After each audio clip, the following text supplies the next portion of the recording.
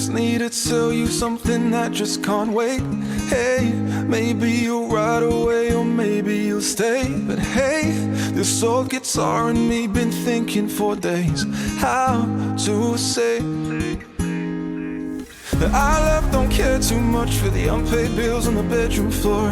Our love lives on cheap wine and singing songs to a wasted sunrise. With you, with you I feel like I am. With you, with you I feel like I am somebody, somebody, somebody. With you I feel like I am somebody, somebody, somebody. With you I feel like I am somebody in control, like I feel it in my bones, like I'm somebody, somebody, somebody. With you I feel like I am.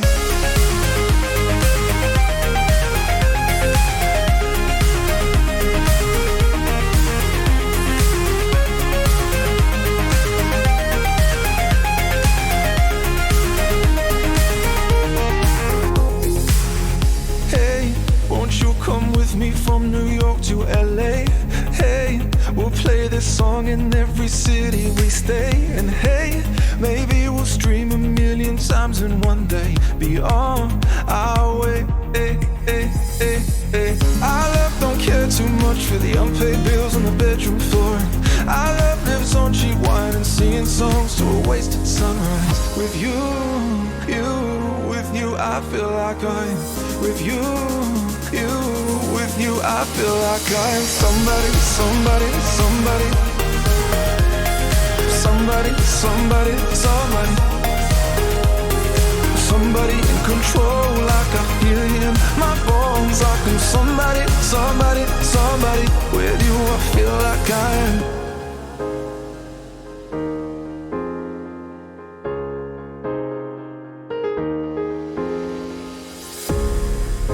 So we made it in New York and LA, and how they sang in every city we played.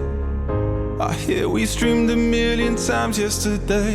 Oh, how things change, and how the years keep ticking away, and how I wish that you were with me today. 'Cause I'd give anything to do it again. Oh, how we've changed.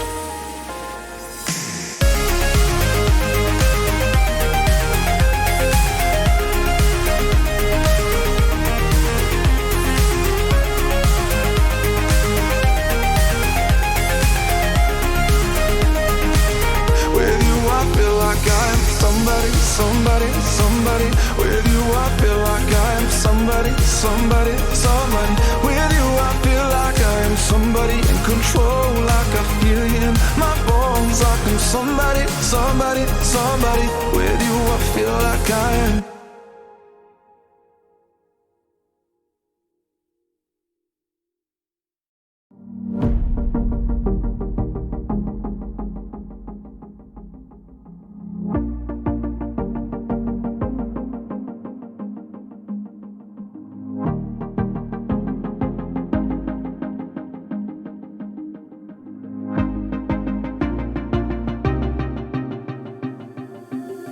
The feeling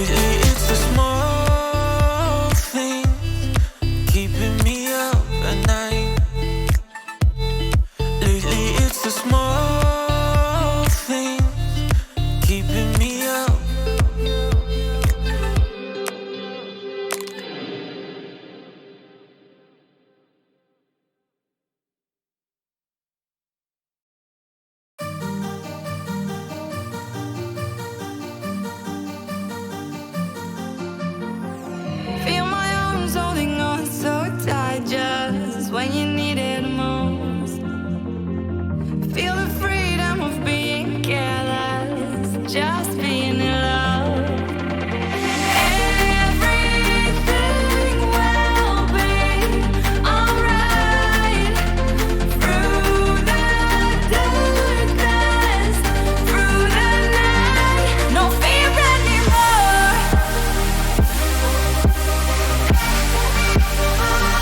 No fear anymore.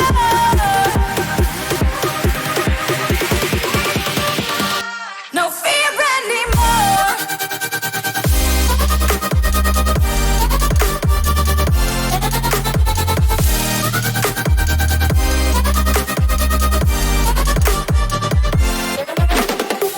Why the smile on your face? Don't fake it. You don't have to pretend. What a fear in your eyes will make it. Just take a chance.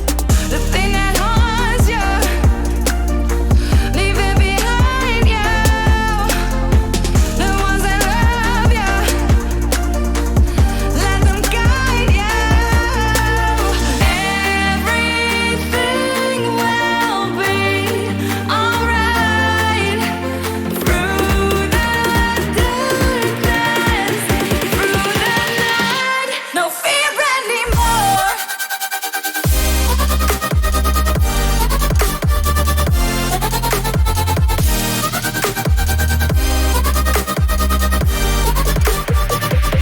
No fear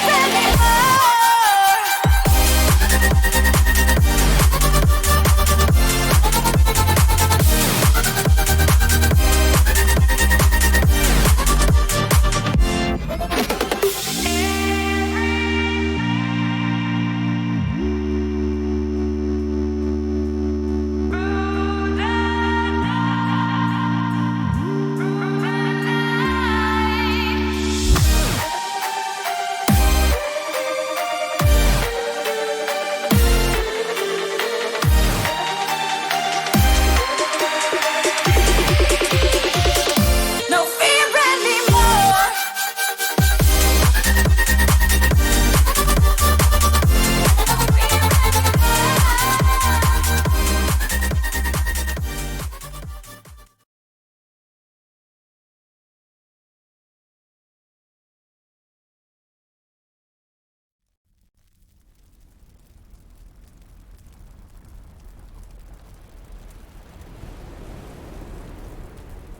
Hello friends, it's been a while, but welcome to another stream, possibly the last stream for a while. I hope that you're all well. I hope that you're all ready to see how far we can get through Frankenstein.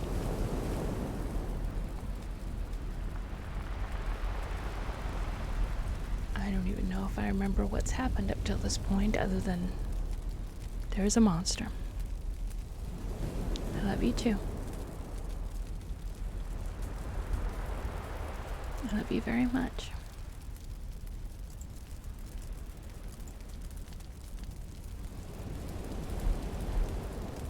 So, let's get into our story.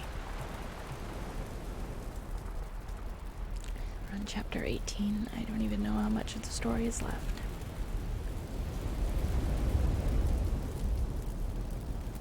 Day after day, week after week, passed away on my return to Geneva, and I could not collect the courage to recommence my work. I feared the vengeance of the disappointed fiend. Why are you timing out yourself? I honestly don't even know what timeout does. You want me to take a timeout? I can put myself in the timeout corner. I literally don't know what the command does. Did you time yourself out? You're so silly.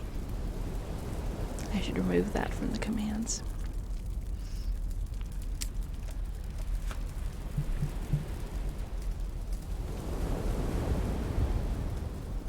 I feared.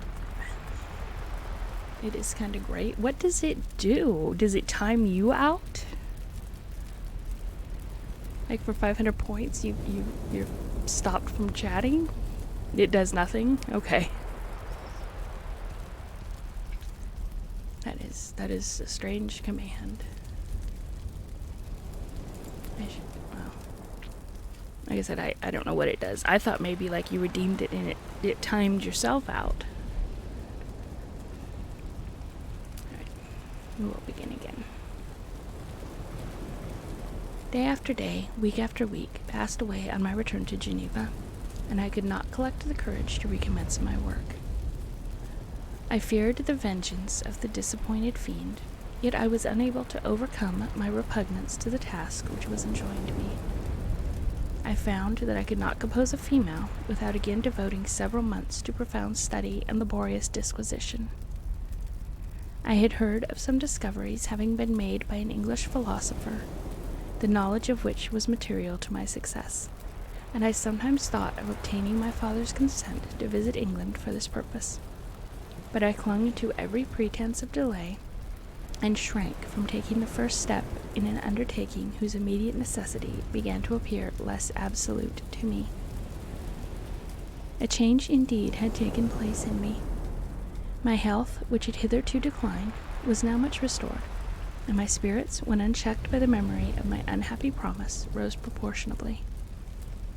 My father saw this change with pleasure, and he turned his thoughts towards the best method of eradicating the remains of my melancholy, which every now and then would return by fits, and with devouring blackness overcast the approaching sunshine. At these moments I took refuge in the most perfect solitude. I passed whole days on the lake alone in a little boat, watching the clouds and listening to the rippling of the waves, silent and listless. But the fresh air and bright sun seldom failed to restore me to some degree of composure, and on my return I met the salutations of my friends with a readier smile and a more cheerful heart.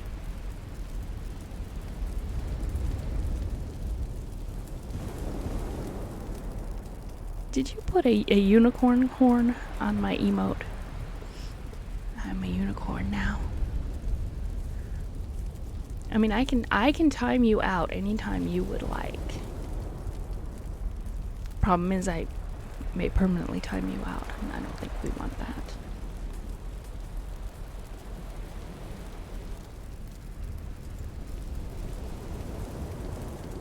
It was after my return from one of these rambles that my father, calling me aside, thus addressed me.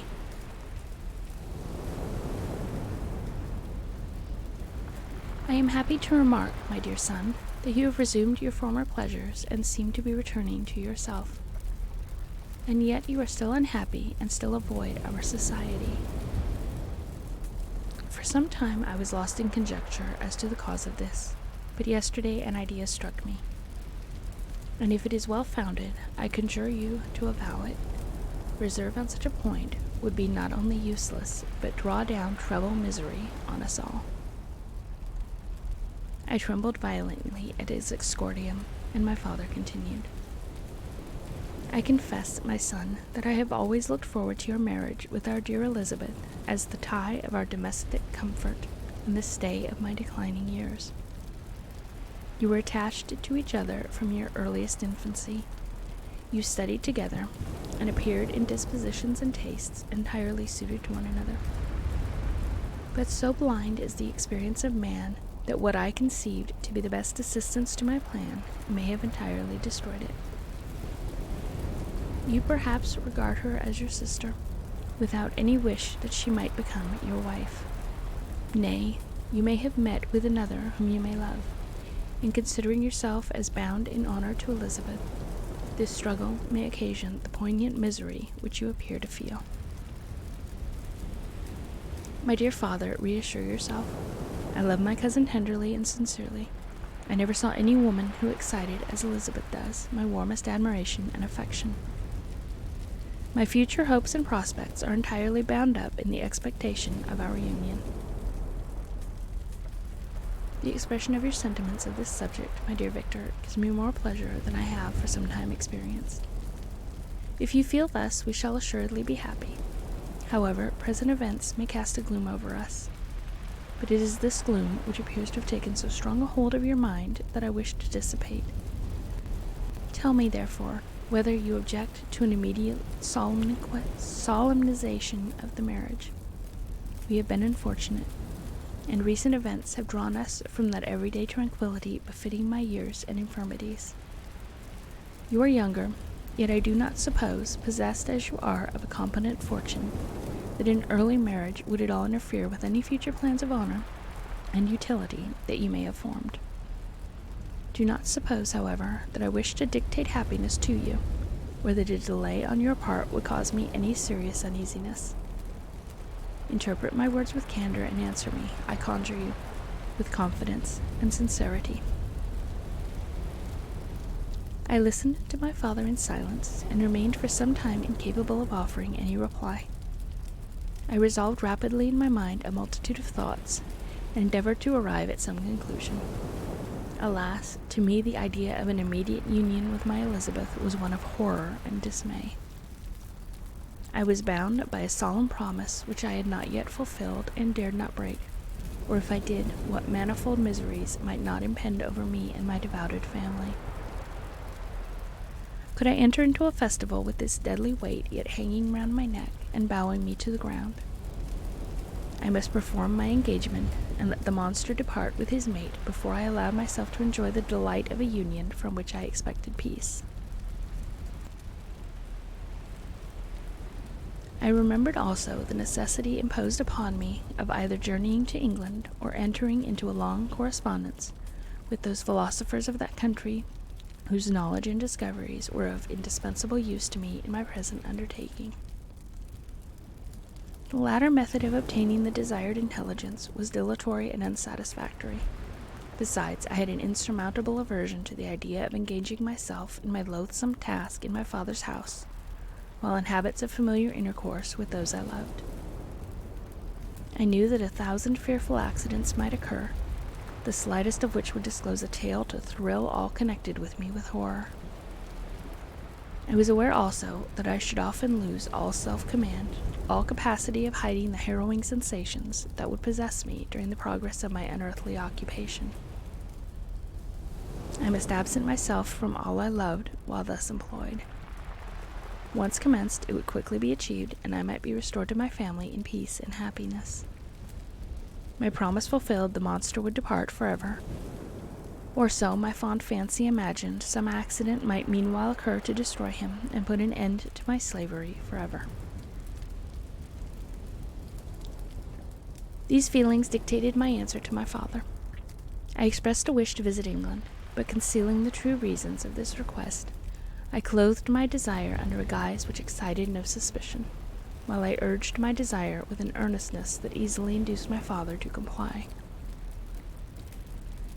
After so long a period of an absorbing melancholy that resembled madness in its intensity and effects, he was glad to find that I was capable of taking pleasure in the idea of such a journey, and he hoped that change of scene and varied amusement would, before my return, have restored me entirely to myself. The duration of my absence was left to my own choice. A few months, or at most a year, was the period contemplated. One paternal kind precaution he had taken to ensure my having a companion. Without previously communicating with me, he had, in concert with Elizabeth, arranged that Clerval should join me at Strasbourg. This interfered with the solitude I coveted for the prosecution of my task, yet at the commencement of my journey the presence of my friend could in no way be an impediment, and truly I rejoiced that thus I should be saved many hours of lonely, maddening reflection. Nay, Henry might stand between me and the intrusion of my foe. If I were alone, would he not at times force his abhorred presence on me to remind me of my task or to contemplate its progress? To England, therefore, I was bound, and it was understood that my union with Elizabeth should take place immediately on my return. My father's age rendered him extremely averse to delay. For myself, there was one reward I promised myself from my detested toils, one consolation for my unparalleled sufferings. It was the prospect of that day when, enfranchised from my miserable slavery, I might claim Elizabeth and forget the past in my union with her. I now made arrangements for my journey, but one feeling haunted me which filled me with fear and agitation. During my absence, I should leave my friends unconscious of the existence of their enemy and unprotected from his attacks, exasperated as he might be by my departure. But he had promised to follow me wherever I might go, and would he not accompany me to England? This imagination was dreadful in itself, but soothing inasmuch as it supposed the safety of my friends. I was agonized with the idea of the possibility that the reverse of this might happen. But through the whole period during which I was the slave of my creature, I allowed myself to be governed by the impulses of the moment, and my present sensations strongly intimated that the fiend would follow me and exempt my family from the danger of his machinations. It was in the latter end of September that I again quitted my native country.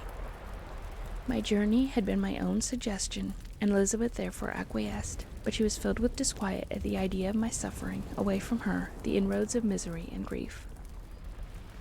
It had been her care which provided me a companion in Clerval, and yet a man is blind to 1,000 minute circumstances which call forth a woman's seditious attention. She longed to bid me hasten my return. 1,000 conflicting emotions rendered her mute as she bade me a cheerful, silent farewell. I threw myself into the carriage that was to convey me away, hardly knowing whither I was going, and careless of what was passing around.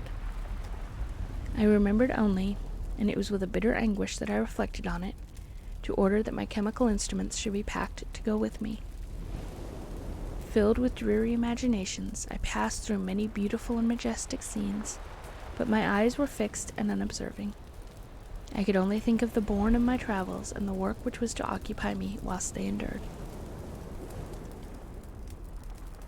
After some days spent in listless indolence, during which I traversed many leagues, I arrived at Strasbourg, where I waited 2 days for Clerval.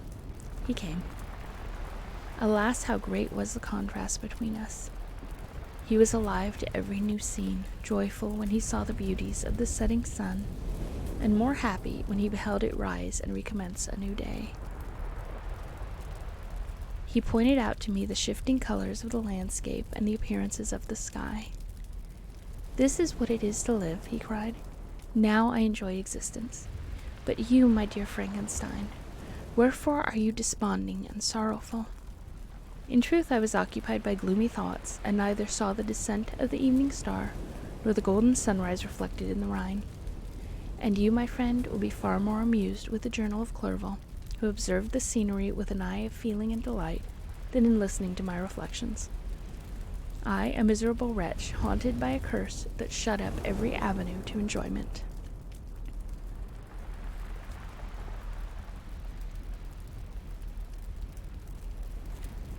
It's been a long time since I had read it, too.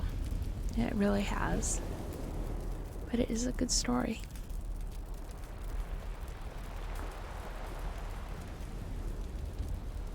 We had agreed to descend the Rhine in a boat from Strasbourg to Rotterdam, whence we might take shipping for London. During this voyage we passed many willowy islands and saw several beautiful towns. We stayed a day at Mannheim, and on the 5th from our departure from Strasbourg arrived at Mainz. The course of the Rhine below Mainz becomes much more picturesque.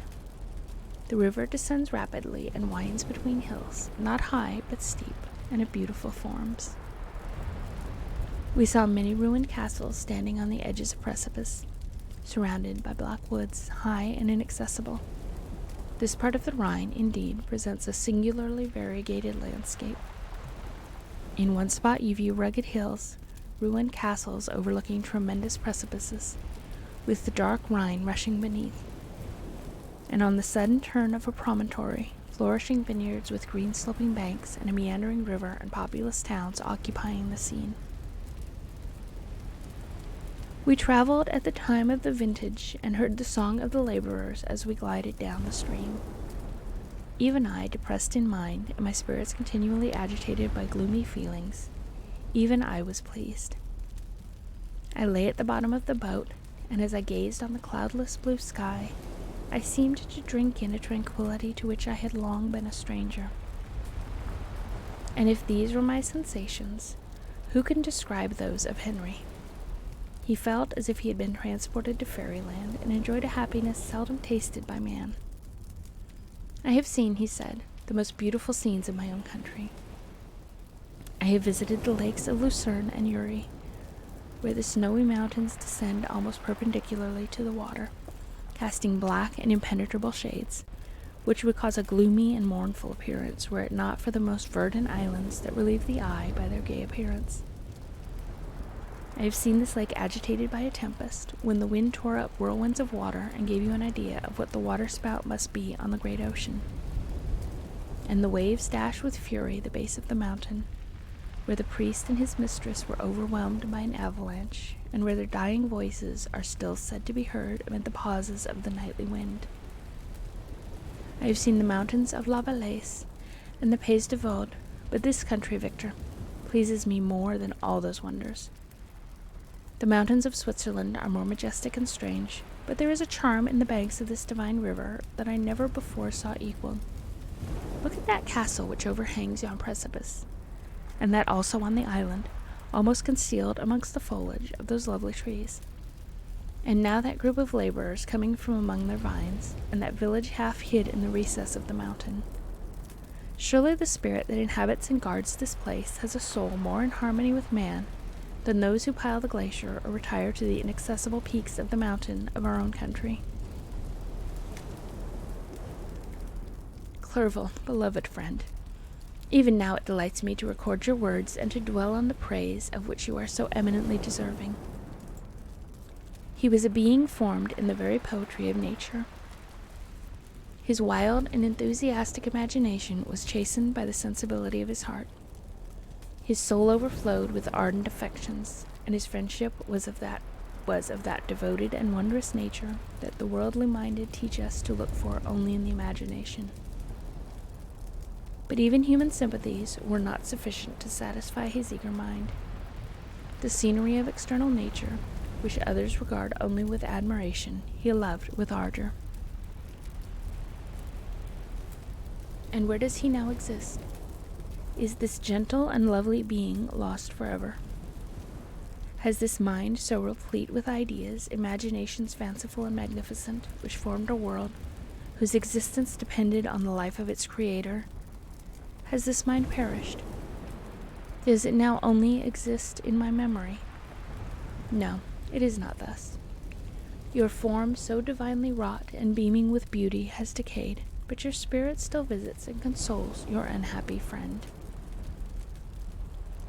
Pardon this gush of sorrow.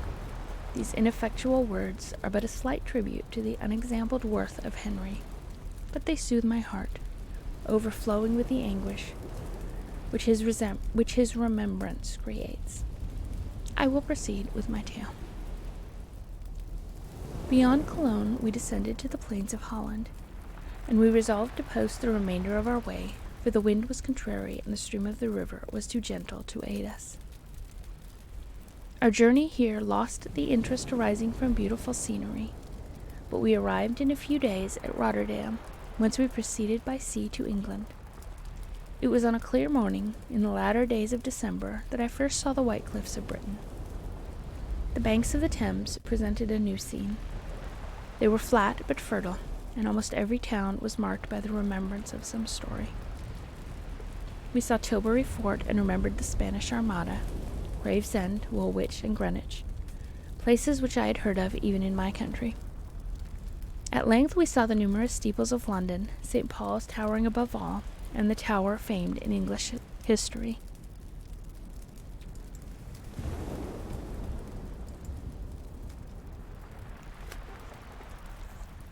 Chapter 19. London was our present point of rest. We determined to remain several months in this wonderful and celebrated city. Clerval desired the intercourse of the men of genius and talent who flourished at this time, but this was with me a secondary object. I was principally occupied with the means of obtaining the information necessary for the completion of my promise, and quickly availed myself of the letters of introduction that I had brought with me, addressed to the most distinguished natural philosophers. If this journey had taken place during my days of study and happiness, it would have afforded me inexpressible pleasure. But a blight had come over my existence, and I only visited these people for the sake of the information they might give me on the subject in which my interest was so terribly profound. Company was irksome to me. When alone, I could fill my mind with the sights of heaven and earth. The voice of Henry soothed me, and I could thus cheat myself into a transitory peace. But busy, uninteresting, joyous faces brought back despair to my heart. I saw an insurmountable barrier placed between me and my fellow men. This barrier was sealed with the blood of William and Justine, and to reflect on the events connected with those names filled my soul with anguish. But in Clerval I saw the image of my former self. He was inquisitive and anxious to gain experience and instruction. The difference of manners which he observed was to him an inexhaustible source of instruction and amusement. He was also pursuing an object he had long had in view. His design was to visit India, in the belief that he had in his knowledge of its various languages, and in the views he had taken of its society, the means of materially assisting the progress of European colonization and trade. In Britain only could he further the execution of his plan. He was forever busy, and the only check to his enjoyments was my sorrowful and dejected mind. I tried to conceal this as much as possible, that I might not debar him from the pleasures natural to one who is entering on a new scene of life, undisturbed by any care or bitter recollection. I often refused to accompany him, alleging another engagement, that I might remain alone. I now also began to collect the materials necessary for my new creation, and this was to me like the torture of single drops of water continually falling on the head. Every thought that was devoted to it was in extreme anguish, and every word that I spoke in allusion to it caused my lips to quiver and my heart to palpitate. After passing some months in London, we received a letter from a person in Scotland who had formerly been our visitor at Geneva. He mentioned the beauties of his native country and asked us if those were not sufficient allurements to introduce us to prolong our journey as far north as Perth, where he resided. Clerval eagerly desired to accept his invitation, and I, although I abhorred society, wished to view again mountains and streams and all the wondrous works with which nature adorns her chosen dwelling places. We had arrived in England at the beginning of October, and it was now February. We accordingly determined to commence our journey towards the north at the expiration of another month. In this expedition we did not intend to follow the great road to Edinburgh, but to visit Windsor, Oxford, Matlock, and the Cumberland Lakes, resolving to arrive at the completion of this tour about the end of July. I packed up my chemical instruments and the materials I had collected, resolving to finish my labors in some obscure nook in the northern highlands of Scotland. We quitted London on the 27th of March and remained a few days at Windsor, rambling in its beautiful forest. This was a new scene to us mountaineers. The majestic oaks, the quantity of game, and the herds of stately deer were all novelties to us. From thence we proceeded to Oxford.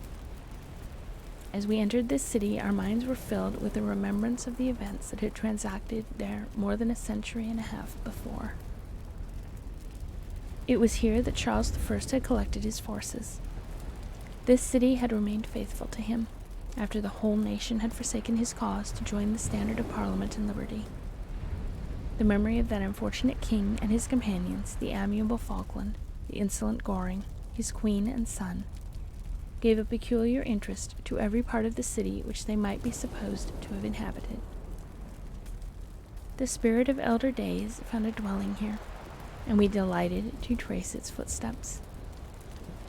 If these feelings had not found an imaginary gratification, the appearance of the city had yet in itself sufficient beauty to obtain our admiration.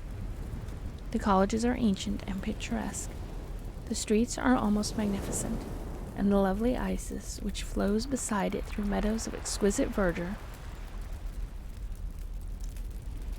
is spread forth into a placid expanse of waters, which reflects its majestic assemblage of towers and spires and domes, embossed among aged trees. Sage, thank you very much for the host. I hope that you are doing well, my friend.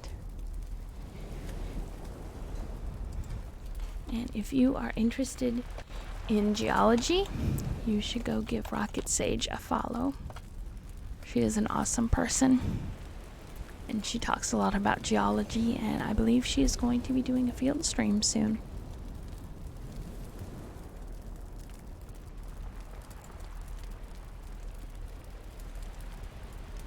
I enjoyed this scene, and yet my enjoyment was embittered both by the memory of the past and the anticipation of the future.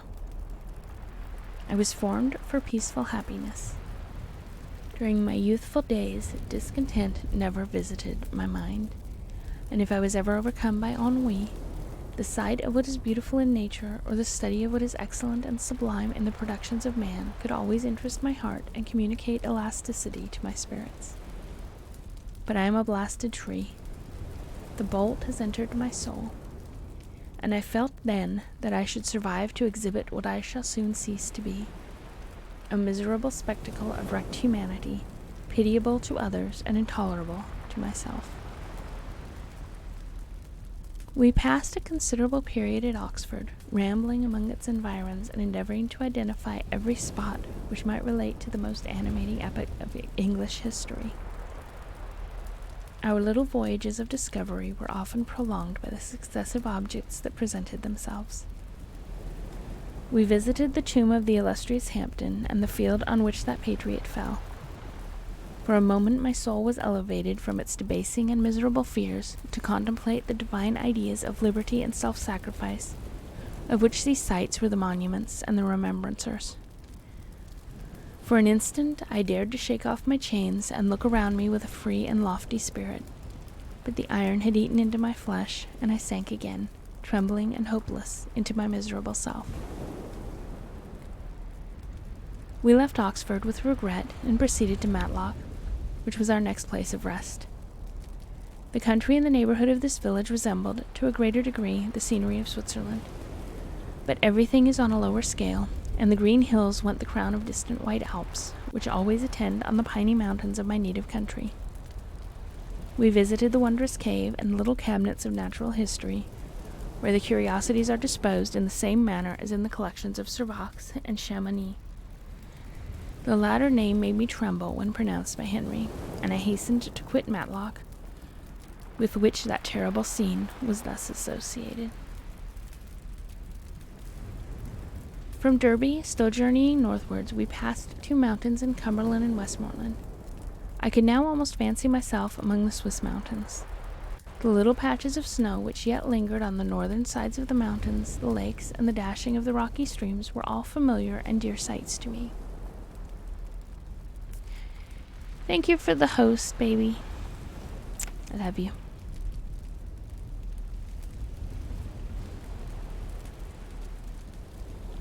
Here also we made some acquaintances, who almost contrived to cheat me into happiness. The delight of Clerval was proportionably greater than mine. His mind expanded in the company of men of talent, and he found in his own nature greater capacities and resources than he could have imagined himself to have possessed while he associated with his inferiors. I could pass my life here, said he to me, and among these mountains I should scarcely regret Switzerland and the Rhine. But he found that a traveler's life is one that includes much pain amidst its enjoyments. His feelings are forever on the stretch, and when he begins to sink into repose, he finds himself obliged to quit that on which he rests in pleasure for something new, which again engages his attention, and which also he forsakes for other novelties.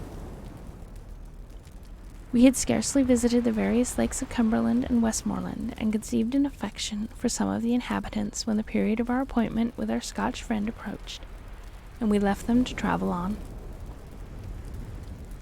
For my own part, I was not sorry. I had now neglected my promise for some time, and I feared the effects of the demon's disappointment. He might remain in Switzerland and wreak his vengeance on my relatives. This idea pursued me and tormented me at every moment from which I might otherwise have snatched repose and peace. I waited for my letters with feverish impatience. If they were delayed, I was miserable and overcome by 1,000 fears. And when they arrived and I saw the superscription of Elizabeth or my father, I hardly dared to read and ascertain my fate. Sometimes I thought that the fiend followed me, and might expedite my reminiscence by murdering my companion. When these thoughts possessed me, I would not quit Henry for a moment, but followed him as his shadow to protect him from the fancied rage of his destroyer. I felt as if I had committed some great crime, the consciousness of which haunted me. I was guiltless, but I had indeed drawn down a horrible curse upon my head, as mortal as that of crime. I visited Edinburgh with languid eyes in mind, and yet that city might have interested the most unfortunate being. Clerval did not like it so well as Oxford. The antiquity of the latter city was more pleasing to him. But the beauty and regularity of the new town of Edinburgh, its romantic castle and its environs, the most delightful in the world, Arthur's Seat, St. Bernard's Well, and the Pentland Hills, compensated him for the change and filled him with cheerfulness and admiration. But I was impatient to arrive at the termination of my journey. We left Edinburgh in a week, passing through Cupar, St. Andrews, and along the banks of the Tay to Perth, where our friend expected us. But I was in no mood to laugh and talk with strangers, or enter into their feelings or plans with the good humor expected from a guest, and accordingly I told Clerval that I wished to make the tour of Scotland alone. "Do you," said I, "enjoy yourself, and let this be our rendezvous. I may be absent a month or 2, but do not interfere with my motions, I entreat you. Leave me to peace and solitude for a short time, and when I return I hope it will be with a lighter heart, more congenial to your own temper." Henry wished to dissuade me, but seeing me bent on this plan, ceased to remonstrate. He entreated me to write often. "I had rather be with you," he said, "in your solitary rambles, than with these Scotch people, whom I do not know. Hasten, then, my dear friend, to return, that I may again feel myself somewhat at home, which I cannot do in your absence."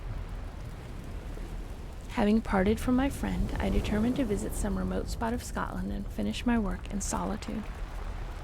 I did not doubt but that the monster followed me, and would discover himself to me, when I should have finished, that he might receive his companion. With this resolution I traversed the northern highlands and fixed on one of the remotest of the Orkneys as the scene of my labors. It was a place fitted for such a work, being hardly more than a rock whose high sides were continually beaten upon by the waves. The soil was barren, scarcely affording pasture for a few miserable cows, and oatmeal for its inhabitants, which consisted of 5 persons, whose gaunt and scraggy limbs gave tokens of their miserable fare. Vegetables and bread, when they indulged in such luxuries, and even fresh water was to be procured from the mainland, which was about 5 miles distant. On the whole island there was but 3 miserable huts, and one of these was vacant when I arrived. This I hired. It contained but 2 rooms, and these exhibited all the squalidness of the most miserable penury. The thatch had fallen in, the walls were unplastered, and the door was off its hinges. I ordered it to be repaired, bought some furniture, and took possession, an incident which would doubtless have occasioned some surprise had not all the senses of the cottagers been benumbed by want and squalid poverty. As it was, I lived ungazed at and unmolested, hardly thanked for the pittance of food and clothes which I gave. So much does suffering blunt even the coarsest sensations of men. In this retreat I devoted the morning to labor, but in the evening, when the weather permitted, I walked on the stony beach of the sea to listen to the waves as they roared and dashed at my feet. It was a monotonous yet ever-changing scene. I thought of Switzerland. It was far different from this desolate and appalling landscape. Its hills are covered with vines, and its cottages are scattered thickly in the plains.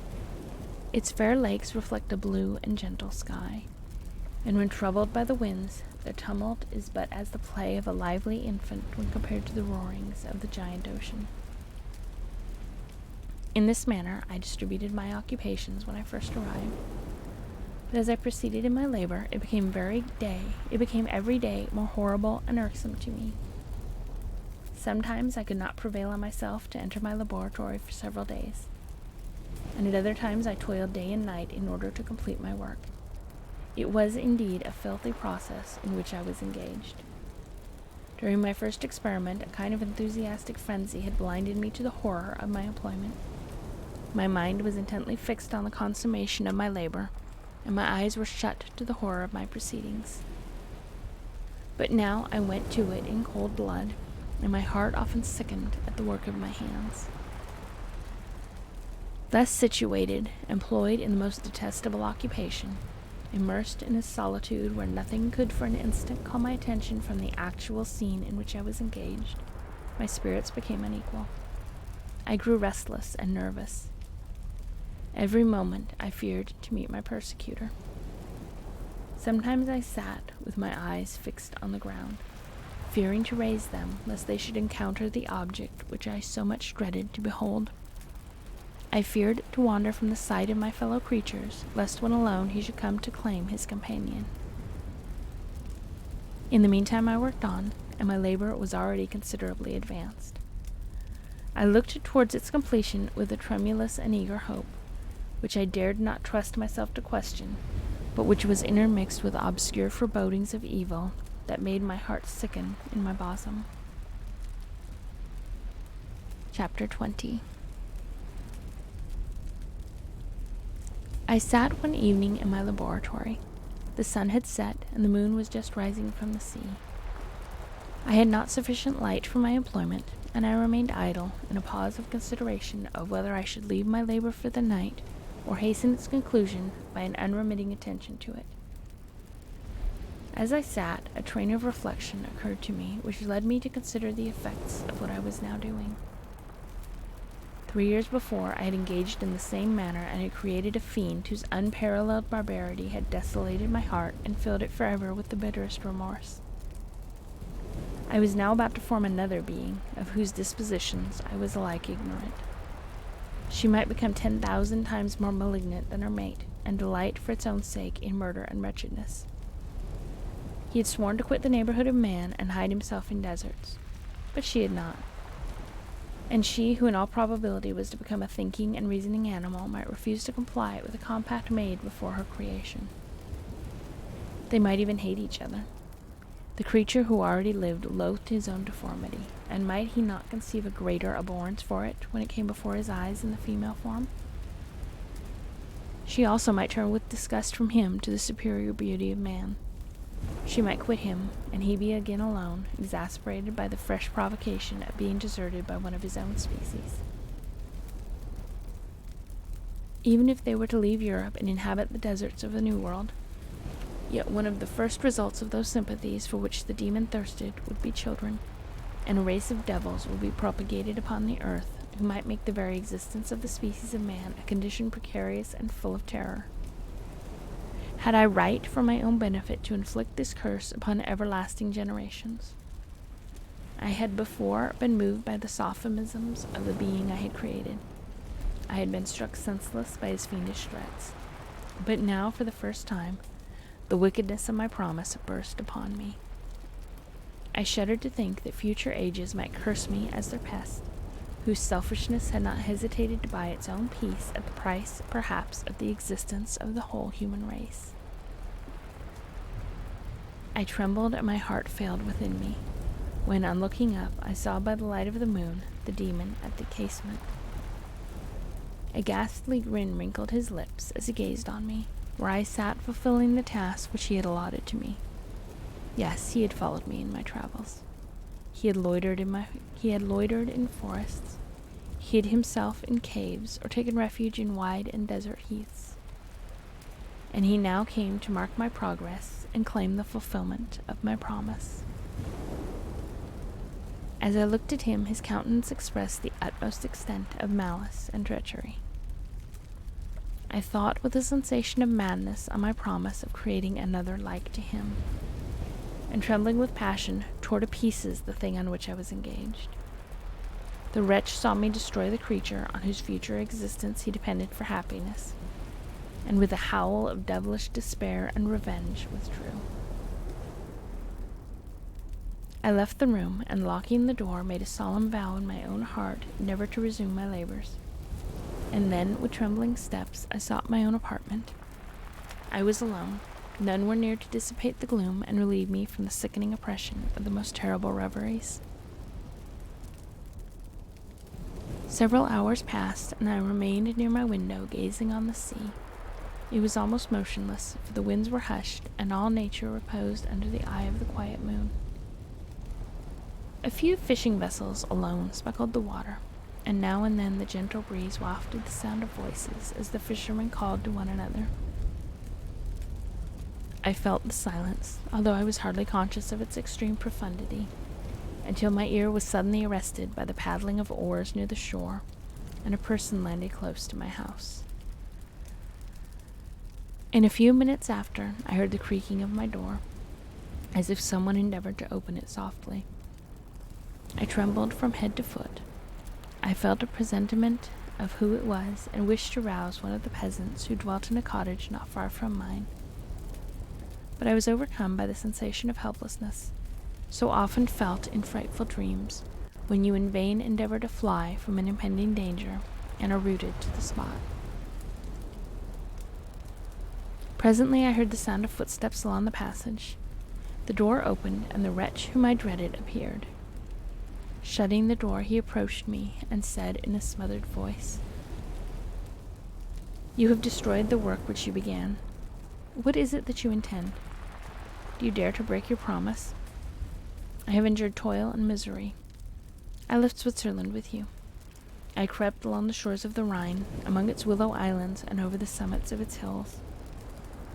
I have dwelt many months in the heaths of England and among the deserts of Scotland. I have endured incalculable fatigue and cold and hunger.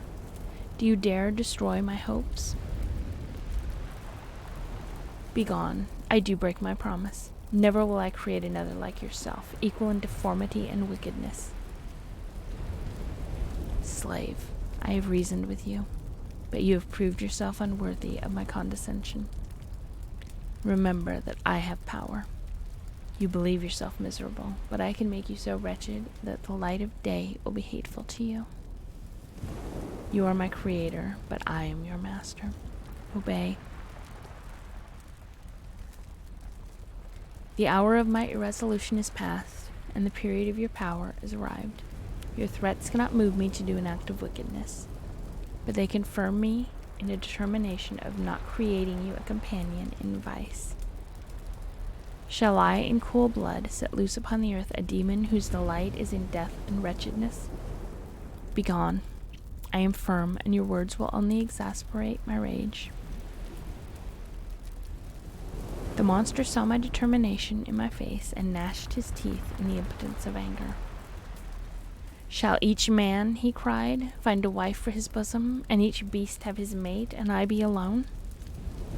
I had feelings of affection, and they were requited by detestation and scorn. Man, you must hate, but beware.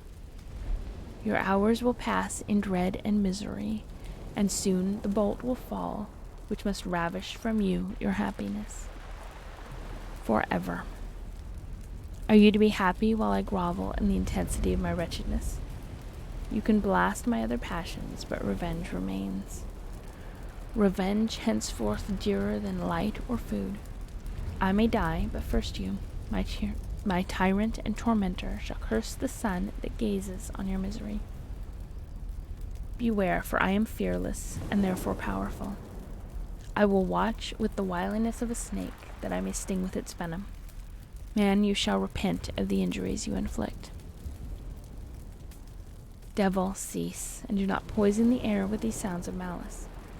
I have declared my resolution to you, and I am no coward to bend beneath words. Leave me. I am inexorable. It is well. I go. But remember, I shall be with you on your wedding night. I started forward and exclaimed, Villain, before you sign my death warrant, be sure that you are yourself safe. I would have seized him, but he eluded me and quitted the house with precipitation. In a few moments I saw him in his boat, which shot across the waters with an arrowy swiftness, and was soon lost amidst the waves. All was again silent, but his words rang in my ears. I burned with rage to pursue the murderer of my peace and precipitate him into the ocean. I walked up and down my room hastily and perturbed, while my imagination conjured up 1,000 images to torment and sting me. Why had I not followed him and closed with him in mortal strife? But I had suffered him to depart, and he had directed his course towards the mainland. I shuddered to think who might be the next victim sacrificed to his insatiate revenge. And then I thought again of his words, "I will be with you on your wedding night." That, then, was the period fixed for the fulfillment of my destiny. In that hour I should die, and at once satisfy and extinguish his malice. The prospect did not move me to fear, yet when I thought of my beloved Elizabeth, of her tears and endless sorrow, when she should find her lover so barbarously snatched from her, tears, the first I had shed for many months, streamed from my eyes, and I resolved not to fall before my enemy without a bitter struggle. The night passed away, and the sun rose from the ocean. My feelings became calmer, if it may be called calmness when the violence of rage sinks into the depths of despair. I left the house, the horrid scene of last night's contention, and walked on the beach of the sea, which I almost regarded as an insuperable barrier between me and my fellow creatures. Nay, a wish that such should prove the fact stole across me. I desired that I might pass my life on that barren rock, wearily, it is true, but uninterrupted by any sudden shock of misery. If I returned, it was to be sacrificed or to see those whom I most loved die under the grasp of a demon whom I had myself created.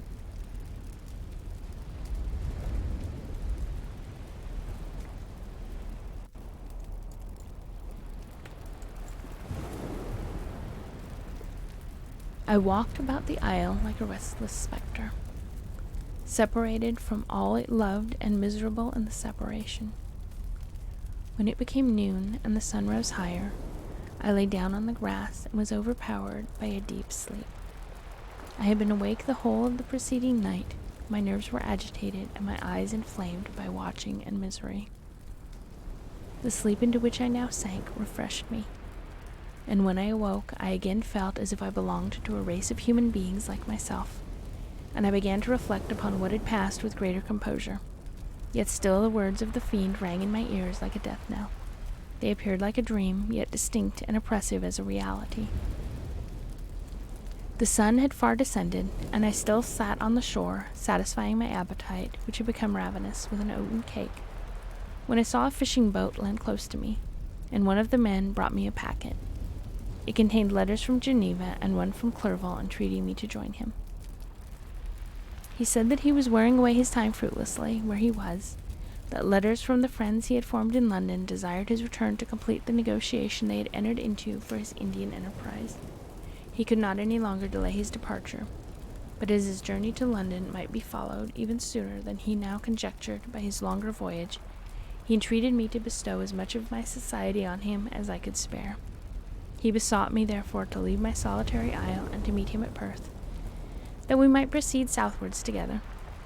This letter in a degree recalled me to life, and I determined to quit my island at the expiration of 2 days. Yet before I departed, there was a task to perform on which I shuddered to reflect. I must pack up my chemical instruments, and for that purpose I must enter the room which had been the scene of my odious work, and I must handle those utensils the sight of which was sickening to me.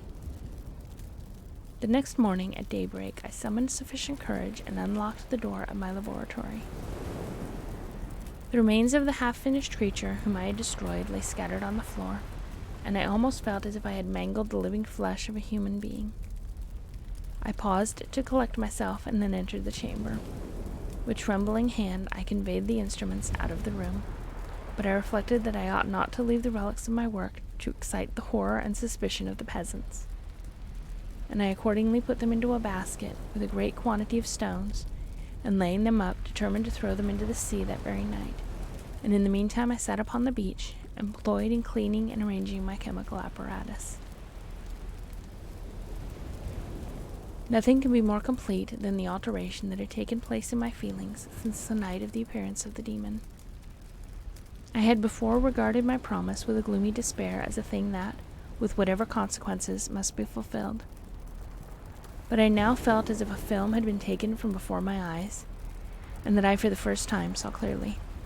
The idea of renewing my labors did not for one instant occur to me. The threat I had heard weighed on my own thoughts, but I did not reflect that a voluntary act of mine could avert it. I had resolved in my own mind to create another like the fiend I had first made would be an act of the basest and most atrocious selfishness, and I banished from my mind every thought that could lead to a different conclusion. Between 2 and 3 in the morning the moon rose, and I then, putting my basket aboard a little skiff, sailed out about 4 miles from the shore. The scene was perfectly solitary. A few boats were returning towards land, but I sailed away from them. I felt as if I was about the commission of a dreadful crime, and avoided the shuddering anxiety, any encounter with my fellow creatures.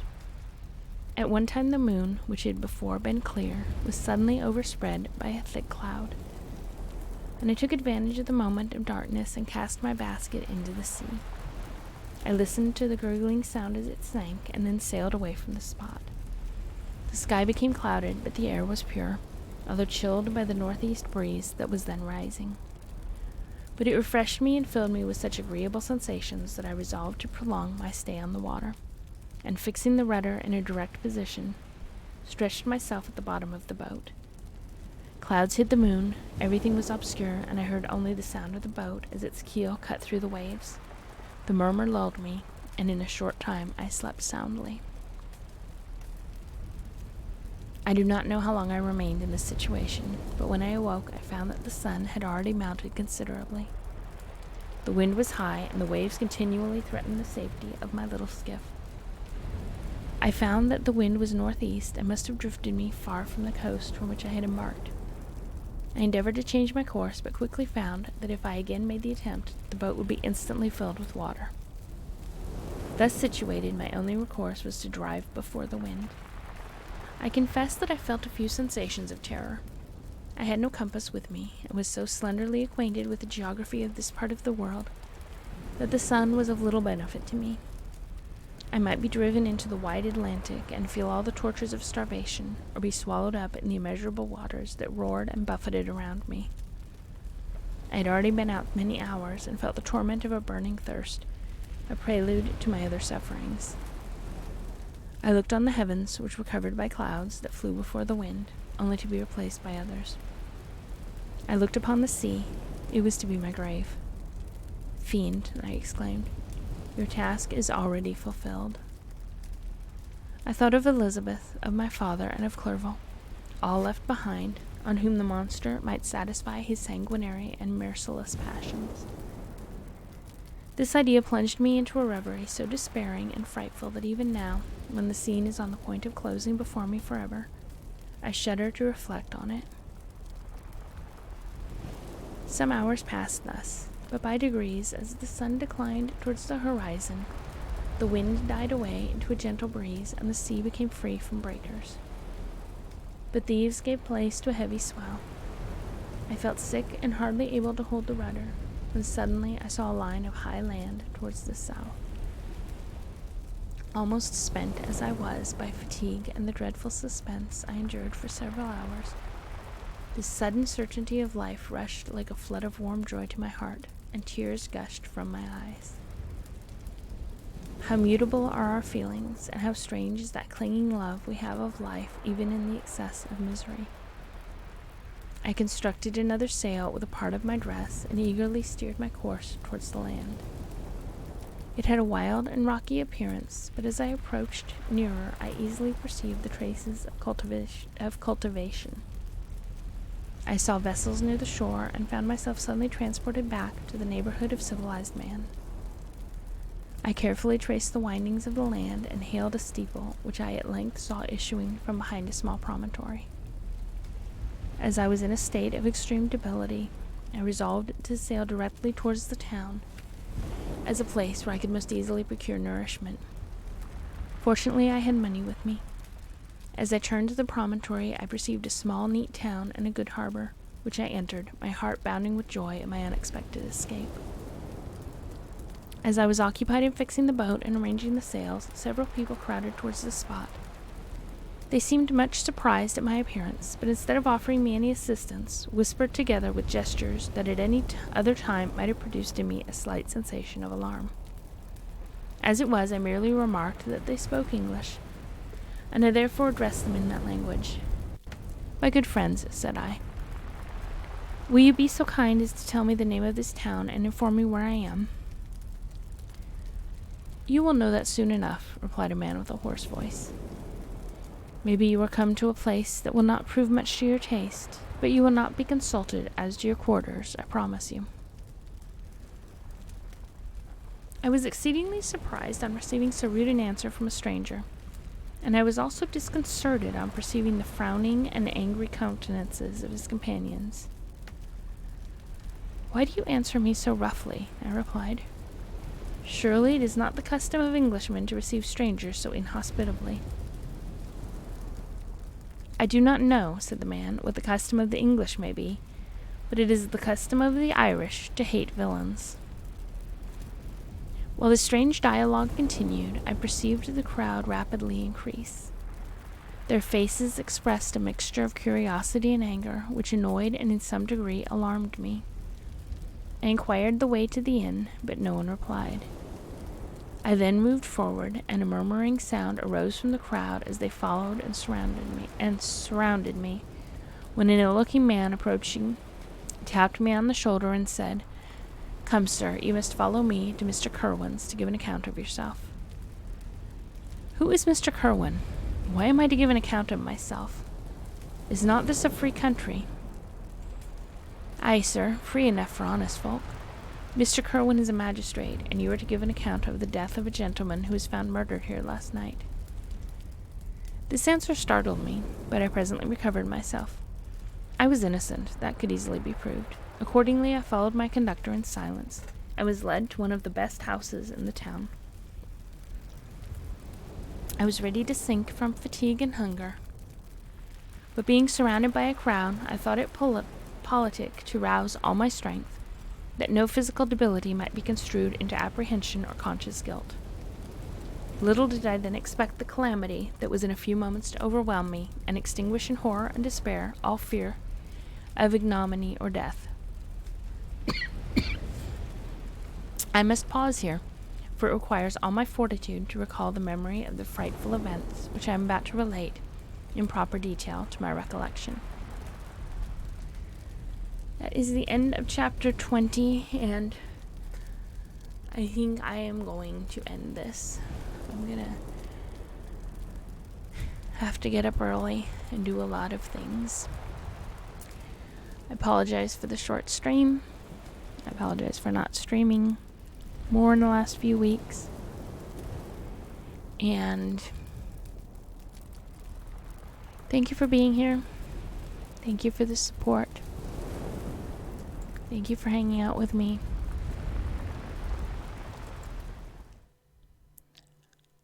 Just thanks for being here. Take care of yourselves, and good night.